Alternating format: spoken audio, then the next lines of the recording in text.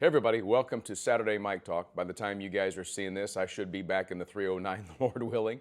And we'll spend most of this day at the church praying, getting my mind ready. I'm going to try to, I don't know if I'm going to have success at this, but I'm going to try to shut everything down this afternoon around 2 or 3 o'clock just so I can focus on tomorrow. Tomorrow is arguably one of my biggest Sundays in my life.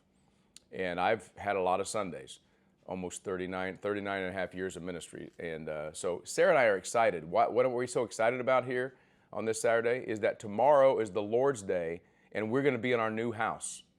If you haven't heard, I don't know where you've been. You've probably not been listening to this very much. But tomorrow, we will start meeting in our brand new building, Song and Sword Church, at 401 East Jefferson Street. You can park across the street at Washington Street. You can park across the street on Jefferson Street. You can park in the apartment to the west. You can park behind our church to the east. Really, in Bloomington, you can park anywhere. You're not going to get towed. If you need special parking, special assistance parking, we have that right next to the building on the west side. So I'm looking forward to it. It is going to be a great day to celebrate all that God has done and is doing and is going to do through the ministry of Song and Sword. We continue still today to pray for you. Text prayer to that number on the screen, and we'll get back to you. I want to give a special shout out today to a little 4-year-old girl that I love so much. She's a part of the Song and Sword Children's Ministry, Claire Gaffney. Happy birthday, Claire. Hope to see you tomorrow and give you a hug. And Alex and brother and dad, God bless you guys too. Anyway, listen, I want to share with you a verse. I normally don't do this, but we're in keeping with these one-line verses that we all should know. This is just appropriate for me to share as we head into tomorrow, and it is from the sermon tomorrow. I'm actually going to use this in the sermon tomorrow, but it's this Psalm of David. It's Psalm 121, verse 1. I'm sorry, I already messed it up. Psalm 122, verse 1. Psalm 122, 1. I was glad when they said to me, let us go to the house of the Lord. I was glad when they said to me, let us go to the house of the Lord. Now, this is one of the songs of ascent to go up. And some people believe these songs were sung when the pilgrims came to Jerusalem to go up to Jerusalem. Remember, everything in the Bible geographically points upward to Jerusalem.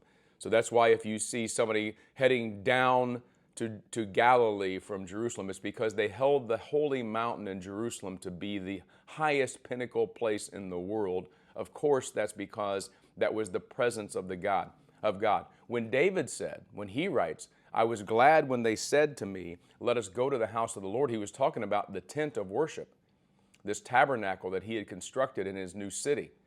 And how awesome it is when you get to go with the throngs of people. Remember, they're supposed to come together 3 times a year. Passover is when we believe historically they sang these songs of ascents. There are 14 or 15 of them. I think Psalm 120 to 135, check me on that.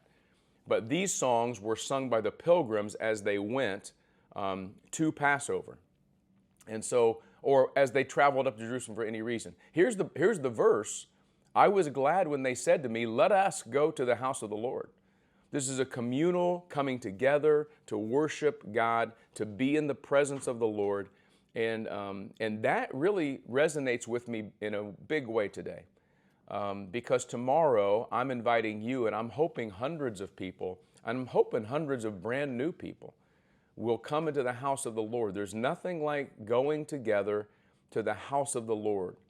And David's going, I can't wait, because when you go to the house of the Lord, you leave the world behind. You leave your house behind. You leave your troubles behind. If you ever wonder why it feels so good when you walk out of church on a Sunday morning, you ever feel why your problems seem a little smaller? Your back seems to feel a little bit better. Your family seems to be a little bit more together. Why is that? Because when you come into the house of the Lord with the people of the Lord and you worship Him and you hear from Him, all of a sudden life is different. And I think that's what David is saying here. I was so glad when they said to me, let us go to the house of the Lord, because I can put everything from the week, everything from my life, all the struggles, all the trials, I can put them behind me, and I can come to a place that's sacred and holy. You know, tomorrow I'm going to preach a sermon that talks about the holiness of the house.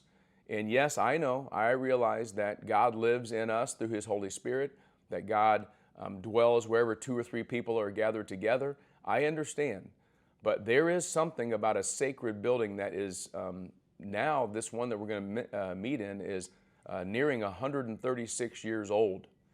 And it is a holy place. In fact, I'm going to spend some time tonight praying through there, walking through, and just asking God to do miraculously what only He can do. And I hope that you will join me as we go to the house of the Lord tomorrow at 9 or 10:30. But here's the verse. I was glad when they said to me, let's go to the house of the Lord. And I couldn't be more happy that that's what we're saying now. I hope you'll join us. God bless you. See you soon.